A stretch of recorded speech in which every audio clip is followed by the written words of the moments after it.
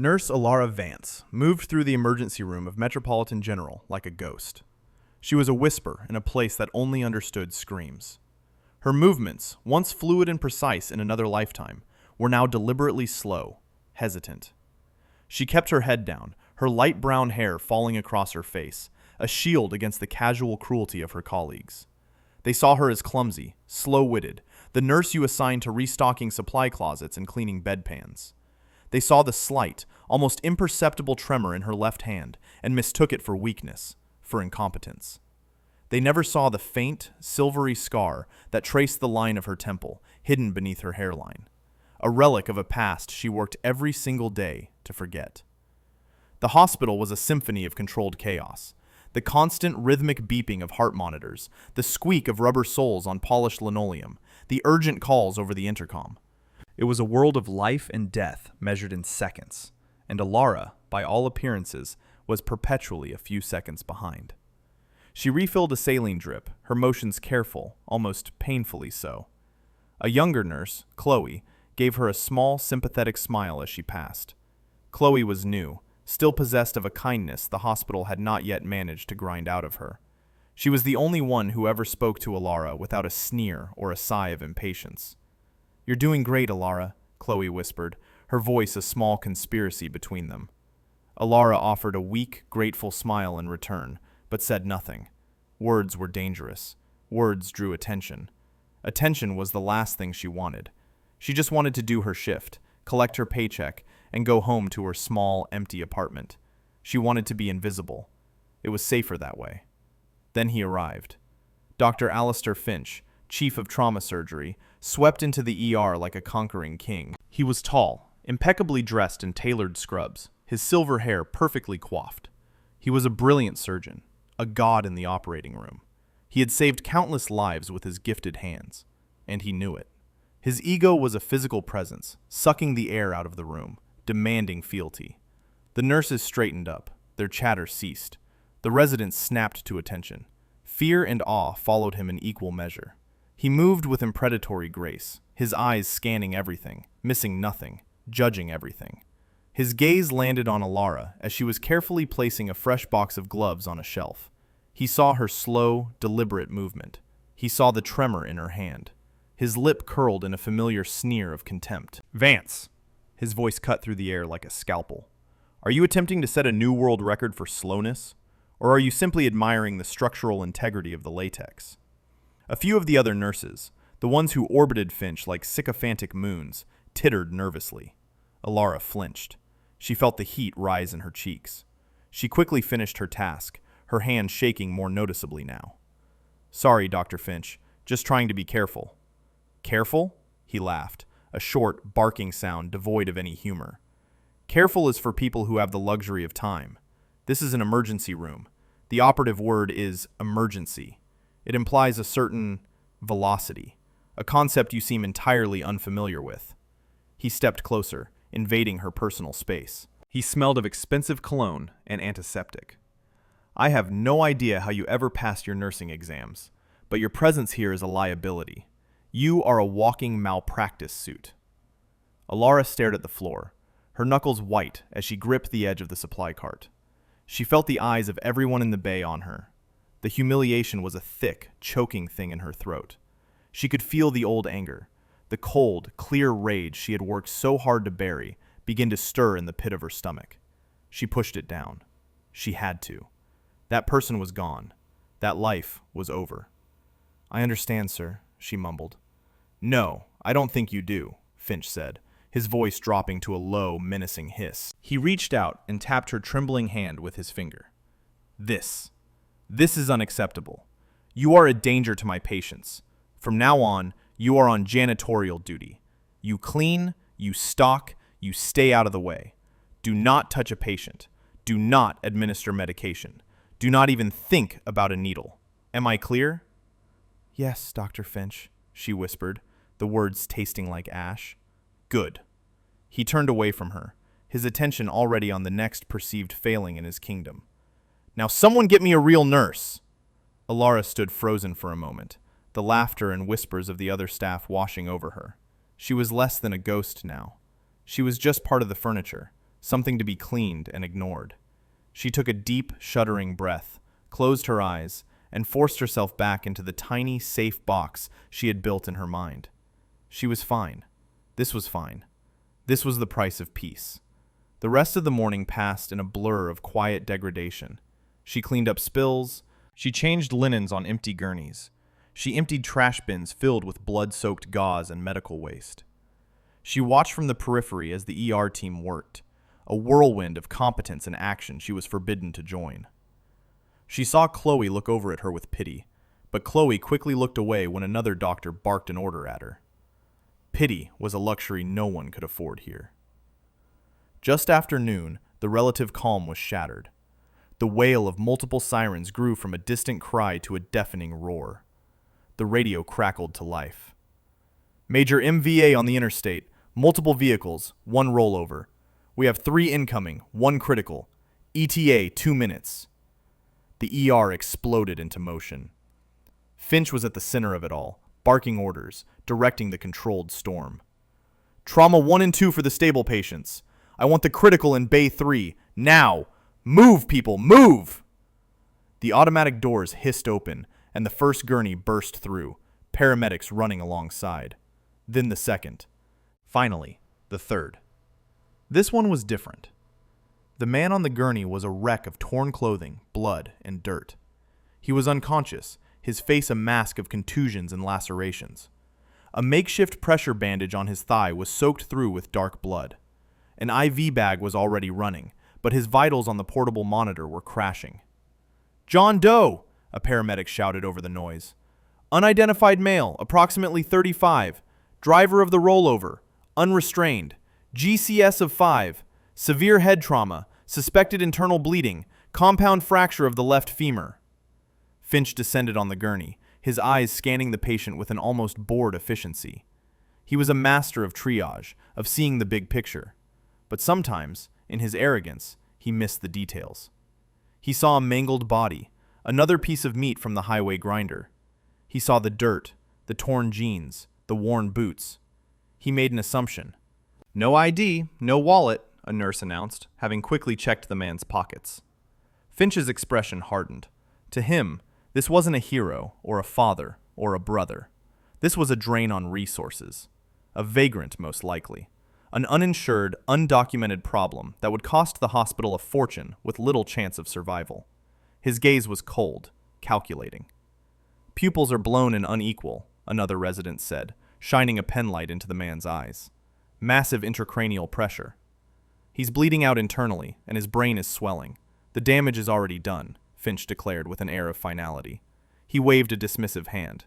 "Don't waste an OR on this one. The neurological damage is catastrophic. Give him fluids, basic palliative care. Make him comfortable." He was giving a death sentence. Everyone knew it. Making him comfortable was code for letting him die. A few of the younger residents looked shocked, but no one dared to question the chief. His word was law.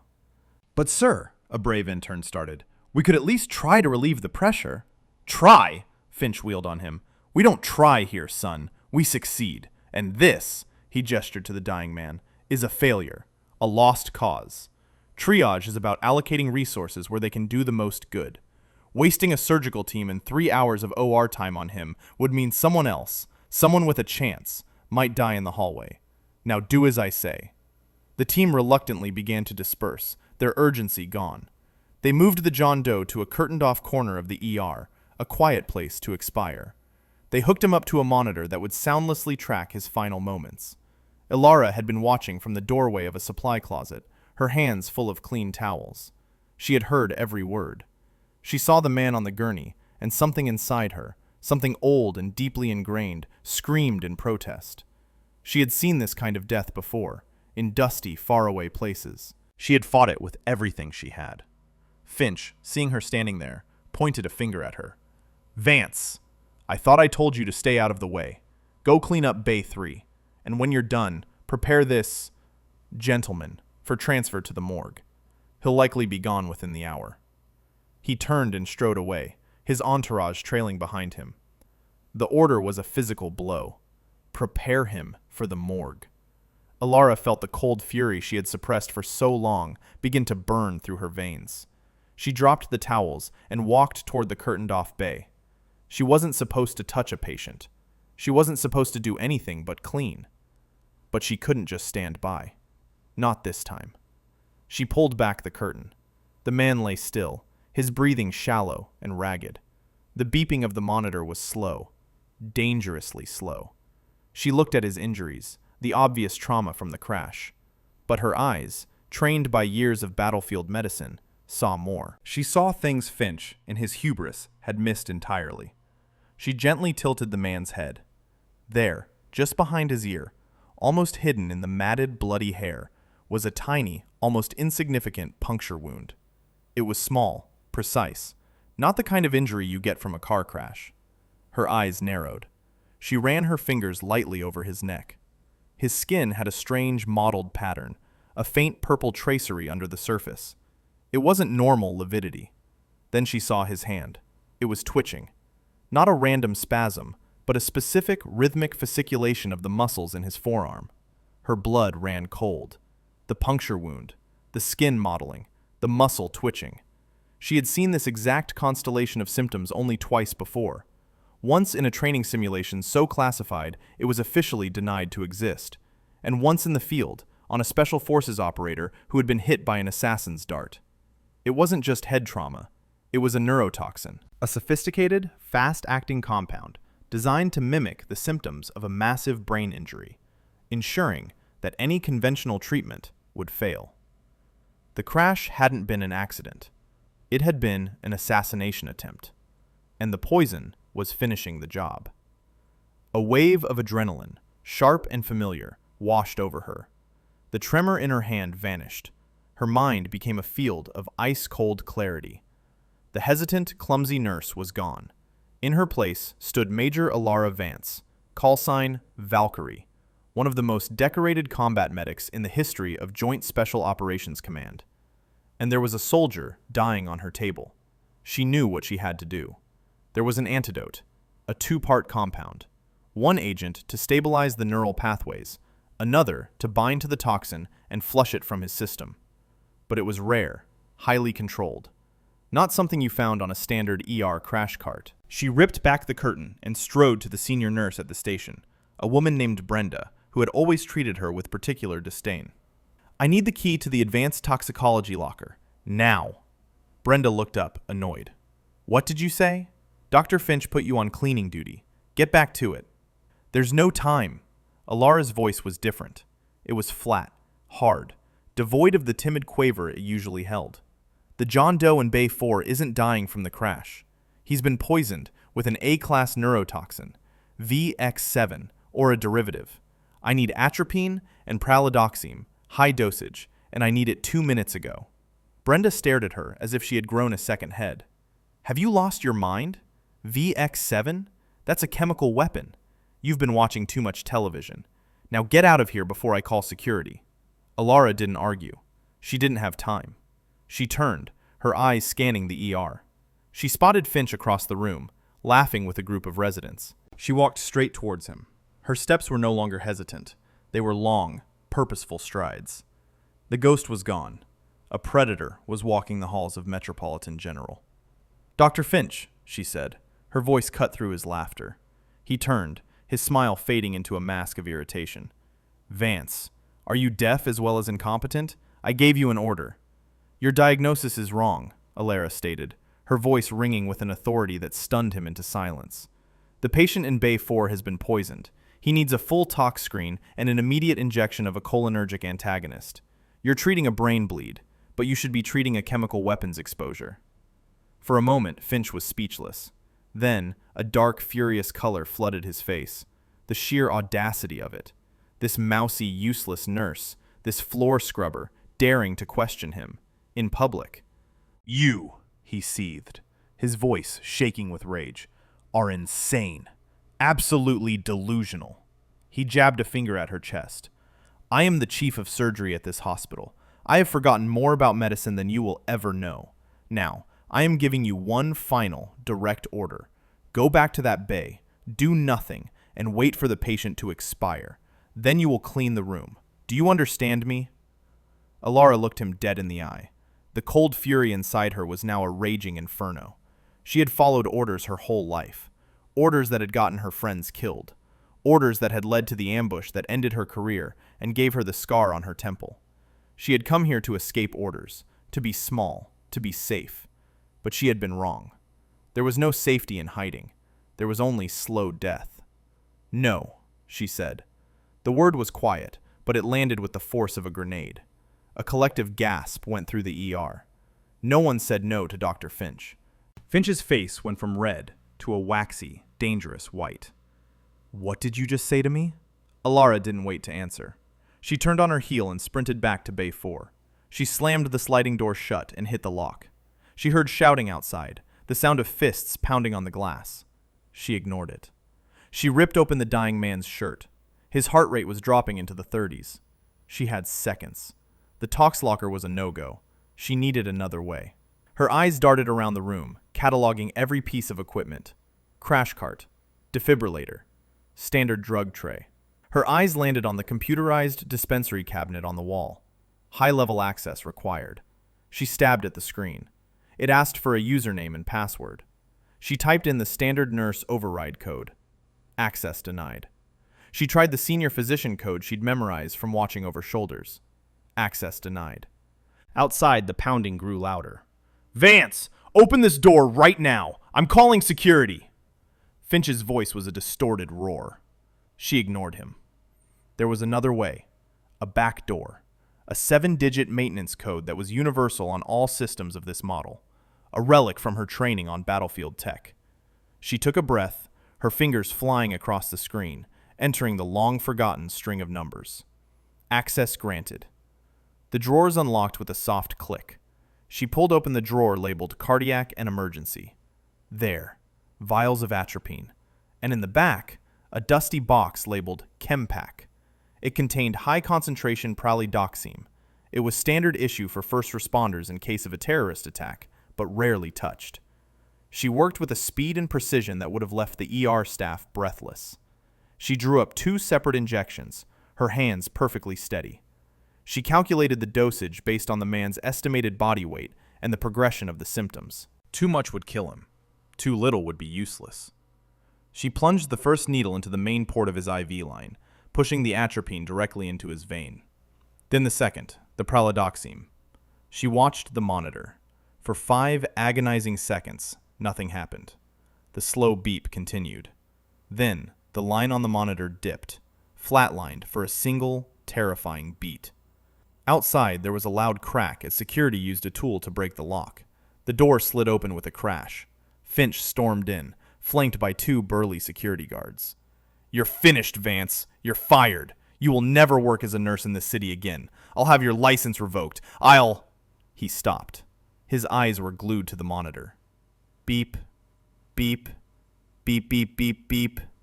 The man's heart rate was climbing. 40, 50, 70, 90. The ragged, shallow breaths were deepening, evening out. The violent twitching in his muscles was subsiding. Color was returning to his face. Alara stood over him, 2 empty syringes in her hand, her expression calm, her posture radiating an authority that eclipsed Finch's completely. She had won. She had saved him. Finch stared, his mouth agape. He looked from the monitor to Alara, his mind refusing to process what he was seeing. This incompetent fool had just performed a medical miracle, and in doing so, she had exposed his catastrophic failure to the entire department. His fury was instantly replaced by a cold, reptilian panic. "She assaulted the patient!" Finch suddenly screamed, pointing a trembling finger at Alara. "She injected him with an unknown substance! Guards, restrain her! She's a danger to everyone!" The security guards, confused but conditioned to obey the chief of surgery, moved toward her. Alara didn't resist. She dropped the empty syringes and held up her hands. She had done what she could. The man was stable, for now. "Get her out of my hospital," Finch snarled, his face a mask of hate. "Confiscate her badge, her belongings. Escort her off the premises immediately. I want her gone." One of the guards took her arm roughly. The other took her ID badge and, with a theatrical flourish for Finch's benefit, cut it in half with a pair of shears. The 2 plastic halves fell to the floor. Alara was marched through the ER, past the stunned, silent faces of her colleagues. Chloe was crying. Brenda, the senior nurse, looked pale and horrified. They didn't stop at her locker. They pushed her straight through the automatic doors and out into the cold afternoon air. The doors hissed shut behind her, leaving her on the concrete sidewalk in her thin scrubs, her career in ruins, her future a terrifying blank. Rain began to fall, cold and miserable, plastering her hair to her face. She stood there for a long moment, shivering, alone. The price of doing the right thing, it turned out, was everything. She began to walk, with no destination in mind. The sounds of the city seemed muffled, distant. The world had shrunk to the cold rain on her skin and the hollow feeling in her chest. She had saved a life, and it had cost her her own. Then she heard it, a sound that didn't belong in the urban symphony. A low, rhythmic whoomp, whoomp, whoomp that grew rapidly louder, vibrating deep in her bones. It was a sound from her past, a sound of dust and deployment, the sound of heavy-lift military helicopters. She looked up. Two enormous, matte black HH-60 Pavehawks were descending from the gray sky. They weren't heading for a helipad. They were coming straight for the street in front of the hospital. Cars screeched to a halt. People on the sidewalk stopped and stared, their phones held up to record the unbelievable sight. The helicopter's rotors blasted wind and rain in every direction. With impossible precision, one of them touched down directly in the middle of the four-lane road, its landing gear compressing with a hiss. The other hovered menacingly over the hospital's main entrance. Ropes dropped from its open doors, and a dozen figures in full tactical gear rappelled down onto the roof with terrifying speed and efficiency. Simultaneously, the side doors of the landed helicopter slid open. A team of soldiers, clad in black and armed with short-barreled rifles, poured out. They moved with a chilling, fluid purpose, forming a perimeter around the hospital entrance. Black SUVs with government plates screeched to a halt, boxing in the entire block. This wasn't a medical evacuation. It was an invasion. The main doors of the ER burst open, but it wasn't patients coming in. It was soldiers. They fanned out, securing the lobby. People screamed and ducked for cover. A man in a crisp uniform, a major with cold, hard eyes, strode to the reception desk where the hospital administrator was cowering. "This facility is now under the authority of the United States Department of Defense," the major announced, his voice calm but carrying absolute command. "No one enters or leaves without my authorization. We are not here to cause harm. We are looking for someone." Inside the ER, chaos had erupted. Finch, seeing the military presence, immediately tried to take charge, to make himself the center of this new, important event. "I am Dr. Alistair Finch, Chief of Surgery," he announced, striding towards the major. "What is the meaning of this? Is there a national security incident?" The major ignored him completely. His eyes scanned the room, his expression grim. "We have an asset in this facility. Codename Pathfinder. He was brought in from an MVA on the interstate approximately 1 hour ago. Where is he?" A nurse, pale with fear, pointed to the curtained-off bay where the John Doe lay. He's in there, sir." The major and 2 of his men went to the bay. He pulled back the curtain and looked at the man on the gurney. He checked the monitor, his eyes widening slightly at the stable vitals. He turned to his comms unit.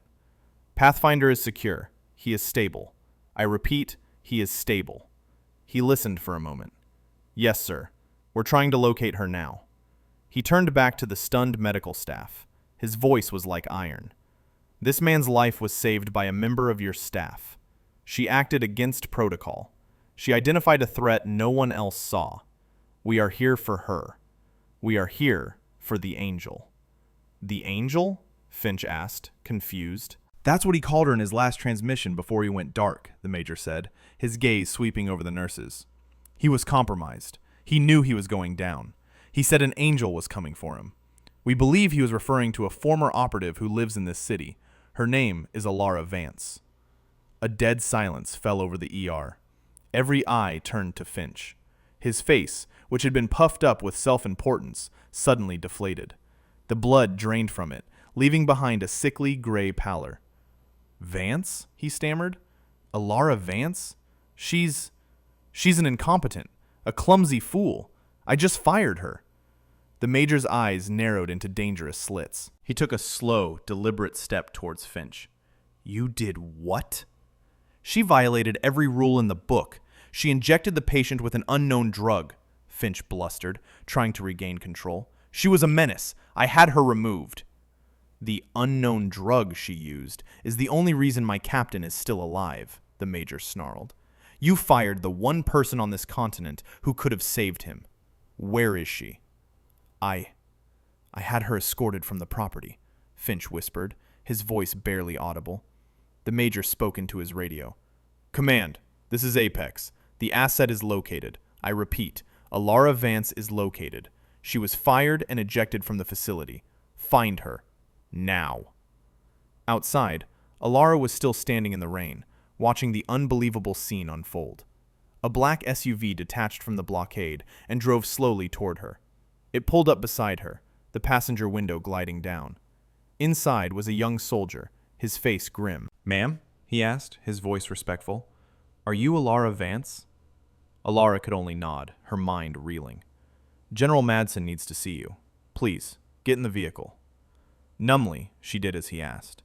The door closed with a solid thud, sealing her in a world of quiet efficiency. The SUV turned around and drove back towards the hospital entrance, parting the sea of soldiers. As they approached, a tall, imposing figure in a general's uniform stepped out of the landed helicopter. He had a square jaw, graying hair, and eyes that had seen too much. He watched the SUV approach with an expression of intense relief. The car stopped. The soldier opened her door. Alara stepped out and stood before the general. Major Vance, General Madsen said, his voice thick with emotion. It's good to see you again. I'm sorry it's under these circumstances. The name hit her like a physical blow. Major Vance. A name she hadn't heard in 5 years. A person she had tried to bury. General Madsen, she said, her voice hoarse. What's going on? Who is that man? That man is Captain Thorne of Delta Force, Madsen said grimly. My lead operator. And you, Alara, just saved his life. Now, I need you to do it again. Come with me. He led her back towards the hospital doors, his hand resting lightly on her back. The soldiers who had been a terrifying, faceless force now snapped to attention as she passed, their expressions a mixture of awe and respect. She was one of them. She was a legend they had only heard stories about. Valkyrie, the combat medic who went into hell with a scalpel and a sidearm and brought her people back. She walked back through the same doors she had been thrown out of minutes before. But this time, she wasn't a disgraced nurse. She was a commander, flanked by an army. The ER was silent, every person frozen in place. Finch stood in the middle of the room, looking lost and small. His kingdom had been conquered by a force he could not comprehend. General Madsen strode to the center of the room, Alara at his side. He stopped in front of the trembling surgeon. His voice was quiet, but it filled the entire space. Are you Dr. Alistair Finch? He asked. Yes, I am, Finch stammered. Madsen's eyes were chips of ice. Dr. Finch, by attempting to withhold life-saving care from a commissioned officer of the United States Armed Forces, you have interfered with a matter of extreme national security. Captain Thorne was your patient. You misdiagnosed him. You dismissed him. You sentenced him to death. He paused, letting the words hang in the air. Then he turned to Alara. This is Major Alara Vance, retired, Madsen announced to the room. 5 years ago, she was the ranking medical officer for JSOC's forward operations. The protocol she just used on Captain Thorne? She wrote it. She is the foremost expert on VX-7 and its derivatives on the planet. He turned his gaze back to Finch, whose face was now a mask of pure, unadulterated horror. Major Vance is hereby reactivated under the Emergency War Powers Act, Madsen declared. From this moment forward, she has full and absolute authority over the care of Captain Thorne. This facility, this equipment, and every single person on this staff are now under her direct command. Her orders will be followed without question or delay. Is that understood? He didn't wait for an answer. He looked at Alara, his expression softening. The captain is yours, Major. What do you need? Alara looked at the man on the gurney, then at the stunned faces of the nurses and doctors who had mocked her. She looked at Finch, who was shaking, his world collapsing around him. The timid, frightened woman was gone. The Major was back in command. I need this room cleared, she said, her voice ringing with newfound, or rather, refound authority. I want a full toxicology panel, a CBC, and a metabolic panel run, stat. Get me a portable ultrasound. I need to check for any secondary damage from the antidote's interaction with his trauma injuries. And, she added, her eyes locking onto Chloe, the young nurse who had shown her kindness. I need a nurse. You, she pointed. What's your name? Chloe, ma'am, the young nurse stammered. Chloe, Alara said with a nod. You're with me. The rest of you, out. Now. The staff scrambled to obey, a wave of motion rippling through the room. General Madsen's soldiers enforced the order, politely but firmly clearing the ER bay. Only Finch remained, frozen in disbelief. You can't do this, he whispered. This is my hospital. Not anymore, Madsen said coldly. You're relieved of duty, Doctor. You will remain here, under guard, for debriefing. I suggest you think very carefully about your next words. Madsen led Finch away, leaving Alara alone with her patient, Chloe, and two of the Special Forces soldiers standing guard at the door. Chloe rushed to get the equipment Alara had requested, her movements clumsy with awe and adrenaline. Alara turned her full attention back to Captain Thorne. She began a systematic head-to-toe examination, her hands moving with the swift, sure competence she had suppressed for so long.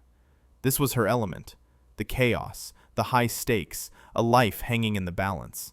This was where she belonged. In a quiet, secure conference room, commandeered by the military, General Madsen laid out the whole story. Captain Thorne was exfiltrating from a black site in Eastern Europe, he explained, his voice low and grim. He had acquired actionable intelligence on a new chemical weapon being sold on the black market. The sellers are a rogue state. The buyers are a well-funded mercenary group known as the Scorpions. He pointed to a file on the table. The weapon is VX7, the same compound you identified. It's designed to be undetectable. The car accident was no accident. It was a wet work team from the Scorpions. They knew his route. They hit him with a dart in the ensuing chaos and staged the crash to cover their tracks. They expected him to die on the operating table or be declared brain dead, a tragic victim of a highway pileup. Alara felt a chill run down her spine. The intel. Did he have it on him? It's not on him, Madsen said. We think it's in him, not on a data drive, in his memory. He was the only one to see the buyers' faces and overhear their plans. That's why they can't afford for him to wake up. They needed him dead. A dark thought began to form in Alara's mind. The Scorpions are thorough. They don't like to leave things to chance. If they know he's alive, they'll try again, Madsen finished for her. Which is why this hospital is no longer secure. They have sources everywhere. For all we know, someone on staff could be on their payroll. The words hung in the air, heavy with implication. Alara's mind raced back to Finch. His arrogance, his desperation to have Thorne declared dead, to sweep his mistake under the rug. He was a narcissist, a bully. But was he more than that? Was he a traitor? It seemed impossible. And yet, desperate men do desperate things. Her instincts, honed by years of sniffing out threats, were screaming at her. Finch was the weak link. He was compromised. General, she said, her voice urgent, where's Dr. Finch now? He's confined to his office, under guard, Madsen replied. That's not good enough, Alara insisted. He has access to the hospital's network. He knows the layouts, the protocols. If the Scorpions contact him, offer him a way out of this mess, he'll take it. He's a narcissist whose entire world has just been shattered. He'll burn everything down to save himself. Madsen's eyes hardened as he considered her words. You think he'd turn traitor? Over a bruised ego? I think his ego is all he has, Alara said. And you and I just publicly destroyed it. He's not just a threat, General. He's the most likely vector of attack. As if on cue, a soldier burst into the room. General, we have a problem. The guard outside Finch's office was just found unconscious. Finch is gone. Alara and Madsen exchanged a look of grim understanding. Alara was already on her feet, sprinting from the room. He's going for Thorne, she yelled over her shoulder. He's going to finish the job. She burst back into the ICU bay where they had moved the captain. Chloe was adjusting his IV drip. Chloe, get out of here, Alara commanded. Now! The young nurse, startled, backed away. Alara's eyes darted around the room. Everything seemed normal. Too normal. Her gaze fell on the IV bag Chloe had just been handling. It was a fresh bag of saline, standard procedure, but attached to the line was a secondary piggyback line she hadn't ordered, a small bag of what looked like a standard antibiotic. She heard a faint noise from the small private bathroom connected to the room, the click of a door handle. Alara moved with the explosive speed of a viper. She didn't shout. She didn't hesitate. She grabbed a heavy steel water pitcher from the bedside table and positioned herself beside the bathroom door, out of sight. The door swung open. Dr. Finch stepped out, a wild, desperate look in his eyes. He was wearing a janitor's uniform as a disguise. In his hand was a syringe filled with a clear liquid, potassium chloride, a massive, untraceable dose that would stop Thorne's heart instantly. He saw Chloe fleeing, saw the empty room, and a triumphant, ugly smile spread across his face. He lunged toward the bed, toward the IV line. "It's over," he muttered to himself, his hand reaching out to inject the poison into the port. He never made it. Alara swung the steel pitcher in a short, brutal arc. It connected with the side of Finch's head with a sickening thud. He grunted, stunned, stumbling sideways. The syringe flew from his grasp. He was disoriented, but his rage and adrenaline kept him on his feet. He turned and saw her, his face contorting into a mask of pure hatred. "You!" he roared, and charged at her, his hands reaching for her throat. He was taller, heavier, a civilian man in a rage. He was no match for a soldier. Alara didn't back away. She stepped into his charge. As his hands came up, she deflected his right arm, spun inside his reach, and drove the heel of her palm up under his nose. Crack! Blood exploded from his nostrils. He shrieked in pain, stumbling back, clutching his face. Alara didn't give him a moment to recover. She followed her advantage, grabbing his left wrist. She twisted it, stepping on his foot to anchor him. She applied pressure in a way it wasn't meant to bend. Another sharp crack echoed in the room. Finch screamed again, a high, thin sound of agony as his wrist broke. He collapsed to the floor, sobbing, cradling his shattered wrist, his face a bloody mess. Alara stood over him, her breathing even, her expression cold as glacial ice. The fight had lasted less than 5 seconds. General Madsen and his soldiers burst in, weapons raised. They took in the scene, Finch weeping on the floor, the syringe of potassium chloride nearby, and Alara standing over him, untouched, a warrior in full command. "I told you he was the Vector," she said, her voice perfectly calm. Madsen looked down at the pathetic, broken man on the floor. "Get him out of my sight," he ordered his men. "Take him somewhere he can't hurt anyone. And get our comms team on him. The Scorpions contacted him. I want to know what they said." As the soldiers hauled the sobbing Finch to his feet and dragged him away, Madsen turned to Alara. "The hospital is compromised. We have to move Thorne. Now." "Where can we go?" Alara asked, her mind already working on the logistics. "He's stable, but he's not fit to travel far. We need a sterile environment, power, basic monitoring equipment." "I have a place," Madsen said. "A contingency location. An old ranger's cabin about an hour north of here, deep in the state forest.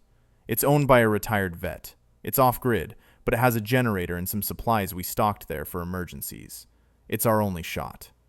"How do we get him out without being seen?" Alara asked. Madsen allowed himself a grim smile. "We'll create a little misdirection." 15 minutes later, the ER doors burst open, and a team of soldiers rushed out, pushing a covered gurney at high speed toward the waiting Pavehawk helicopter, which was spooling up its engines. Media cameras flashed, reporters shouted questions. It was the perfect diversion. Meanwhile, in the quiet, cavernous basement of the hospital, Alara, Madsen, and a small team loaded Captain Thorne, now on a collapsible stretcher, into the back of a nondescript panel van that had been brought in through the morgue's loading bay. Thorne was still unconscious, but his vitals were holding steady. "Let's go," Alara said, climbing into the back of the van with her patient. "The clock is ticking." The van pulled out of the loading bay and melted into the city traffic, just another anonymous vehicle on its way out of town. As they drove, one of Madsen's comms specialists worked on Finch's phone. "Got it, sir," the specialist announced. They contacted him through an encrypted app, offered him $10 million to correct his earlier mistake. They gave him the poison and the plan. When he didn't report back, they sent another message. He looked up, his face pale. It's a tracking beacon. They activated it a minute ago. It's on Finch's phone, the one he had on him. Madsen cursed. They aren't tracking him. They're tracking us. They assumed he'd be taken into our custody.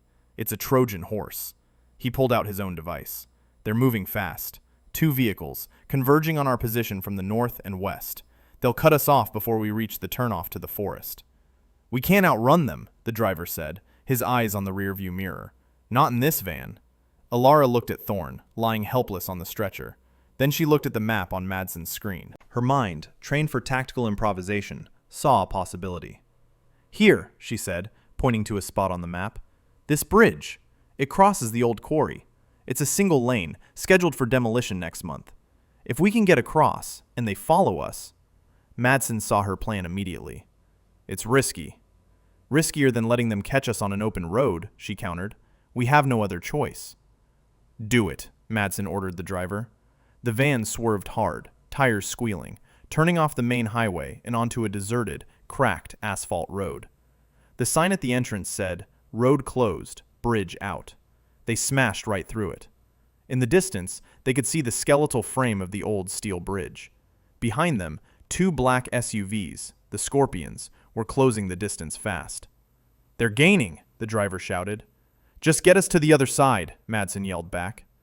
The van hit the bridge with a loud clang, the wooden planks rattling under their weight. It felt like driving on a washboard. Alara held on to Thorne's stretcher, keeping him from being thrown around. They bounced across, reaching the far side just as the first SUV hit the entrance to the bridge. Now! Madsen yelled. He had a small, brick-like object in his hand, a remote detonated breaching charge. His men had planted it on the bridge's main support as they drove over. He thumbed the detonator. With a deafening boom, the support beam under the center of the bridge vaporized. The entire structure groaned, twisted, and then collapsed into the quarry below, taking the lead Scorpion SUV with it in a shower of steel and fire. The second SUV screeched to a halt just inches from the new chasm, its path completely blocked. They were clear, for now. An hour later, they arrived at the cabin. It was nestled deep in a pine forest, invisible from the main road. It was rustic, but solid. Inside, they quickly set up a makeshift ICU in the main room. Alara hooked Thorne up to the portable monitors, her focus entirely on her patient. He's still stable, she reported to Madsen. The antidote is holding, but the toxin is resilient. It's a battle of attrition inside his own body. He needs rest, constant monitoring. They'll find us, Madsen said, staring out the window into the dark woods. The Scorpions are relentless. They'll circle the quarry and use satellite imagery or drones. It's only a matter of time. The waiting was the worst part. The silence of the forest was a stark contrast to the chaos of the ER. Madsen's soldiers took up defensive positions around the cabin, their night vision goggles scanning the trees. Alara sat by Thorne's bedside, watching his vitals, her hand resting on the stock of a rifle one of the soldiers had given her. The familiar weight was comforting. Hours passed. Thorne's condition began to improve. The mottling on his skin faded. His breathing was deep and regular. Just before dawn, his eyelids fluttered. He groaned, his head turning on the pillow. Alara leaned in close. Captain Thorne, can you hear me? His eyes opened, hazy and unfocused. Where am I? He rasped. You're safe, she said softly. You were in an accident. You were poisoned. He blinked, his memory slowly returning. The intel, he whispered, his eyes widening with urgency. The names. The location. It's okay, Captain. It's safe, she reassured him. Just rest. It was then that the first shot rang out. A bullet shattered the window above Alara's head, showering the room in glass. The siege had begun. Contact! A soldier screamed from outside. All sides! The cabin erupted in a storm of gunfire. Wood splintered, windows blew out. Madsen's men returned fire, the staccato bark of their rifles echoing through the forest. They're here! Madsen yelled, diving for cover. They're trying to suppress and advance! Alara's training took over completely. She threw her own body over Thorne's, shielding him from the flying debris. We need to move him, she shouted over the din. This room is a kill box. A soldier helped her move the stretcher into the cabin's small, windowless pantry. It was cramped, but it was cover. "Stay with him, Major," the soldier yelled, before running back to join the firefight. Alara was no longer just a medic. She was a soldier. She checked Thorne's vitals, then peeked through the crack in the pantry door. The main room of the cabin was a hellscape of muzzle flashes and smoke. She could hear Madsen shouting orders, coordinating the defense. But they were outnumbered. It was a losing fight. Thorne grabbed her arm, his grip surprisingly strong. "Give me a weapon," he grunted, trying to sit up. "You're in no condition to fight," she said, pushing him gently back down. "I'm in no condition to die lying down either," he shot back, his voice raw but determined. The sound of gunfire was getting closer. The outer perimeter had been breached. The Scorpions were at the cabin itself. A grenade exploded against the front door, blowing it off its hinges. Mercenaries in black tactical gear stormed in. Alara's heart hammered in her chest. This was it. The final stand. She looked down at Thorne, then at the rifle in her hands. She wouldn't let them take him. Suddenly, the pantry door was kicked open. A large mercenary stood there, his rifle raised, a cruel smile on his face. He saw Thorne on the stretcher, helpless, a prize target. "End of the line, Captain," the mercenary sneered. Thorne tried to move, to reach for a weapon that wasn't there. The mercenary leveled his rifle at Thorne's head. He never pulled the trigger. Alara moved. From her position on the floor, she raised her own rifle. She didn't aim for center mass. She aimed for the head. One shot. Crack! The mercenary's head snapped back, a small, dark hole appearing just above his eyes. He collapsed like a puppet with its strings cut, falling backwards into the main room. Alara was on her feet, the rifle hot in her hands, her eyes scanning for the next threat. She was Valkyrie again, the guardian of the fallen. But the next threat never came. Instead, a new sound joined the battle. The familiar whoomp, whoomp, whoomp of helicopters, much closer this time, and the terrifying, ripping sound of miniguns opening up from the sky. Reinforcements. The tide of the battle turned instantly. The Scorpions, caught between the defenders in the cabin and overwhelming air support, broke and ran. The fight was over as quickly as it had begun. In the sudden silence, Alara knelt by Thorne's side. His eyes were wide, not with fear, but with a profound, staggering respect. "Valkyrie," he whispered. "They were right. The angel." The aftermath was a blur. More soldiers secured the area. A medical team arrived to transport Thorne to a secure military hospital. The conspiracy was unraveling. The captured mercenaries, along with the intel from Finch's phone, gave Madsen everything he needed. The next day, the scene shifted. A press conference had been called at Metropolitan General. The hospital board, desperate to control the narrative, was there, and so was Dr. Finch's lawyer, a slick, expensive man in a tailored suit. Finch himself, his arm in a cast and his face bandaged, sat beside him, looking smug. He had been released into his lawyer's custody and had immediately gone on the offensive. "And so, as you can see," the lawyer was saying to a crowd of reporters, "my client, a respected and decorated surgeon, was the victim.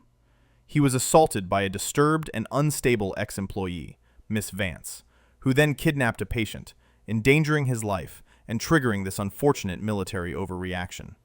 We are calling for a full investigation into her actions and the Army's blatant disregard for civilian authority." Finch nodded along, a pained, noble expression on his face. He was painting himself as the hero, the victim of a madwoman. It was at that moment that the main doors of the conference room opened. General Madsen strode in, flanked by soldiers. Behind him, a nurse pushed a wheelchair. In it sat Captain Thorne, looking weak but alert, his gaze fixed on Finch. And walking beside him, her head held high, was Alara. A wave of murmurs went through the press corps. Cameras flashed. Madsen walked directly to the podium, brushing the stunned lawyer aside. He didn't say a word. He simply placed a small audio player on the lectern and pressed play. Finch's voice, tinny and distorted, but unmistakably his, filled the room. It was the recording from his phone, his conversation with the Scorpion handler. 10 million? Yes. Yes, I can do it. A potassium chloride injection. It will look like a heart attack. No one will suspect a thing. Just get me out of this. Just save my reputation. The recording ended. A dead, horrified silence fell over the room. Finch's face was the color of ash. He half rose from his chair, his mouth opening and closing like a fish, but no sound came out. "Dr. Alistair Finch," General Madsen's voice boomed. "You are under arrest for conspiracy to commit murder, treason, and providing aid and comfort to an enemy of the United States." As federal agents moved in and slapped cuffs on the now sobbing surgeon, Madsen continued. "The disturbed ex-employee he mentioned is Major Alara Vance, a decorated hero who saved Captain Thorne's life not once, but 3 times. First, by correctly diagnosing a chemical weapon attack this hospital's chief surgeon missed. Second, by stopping Dr. Finch from murdering him in his bed. And third, by defending him with her life against a team of trained assassins." He looked directly at Alara, his voice filled with pride. "This is what a real hero looks like." Finch was dragged from the room, screaming about his reputation, his legacy, his innocence. The reporters swarmed Alara and Thorne, their questions a chaotic barrage. Later, after the storm had passed, Alara stood in the now quiet ER. The hospital board had offered her a groveling apology, a massive financial settlement, and any position she wanted. She had refused. Her old colleagues approached her hesitantly. Brenda, the senior nurse, couldn't even meet her eye. But Chloe rushed forward, her face stained with tears. "Alara, I'm so sorry," she cried. "I saw how he treated you.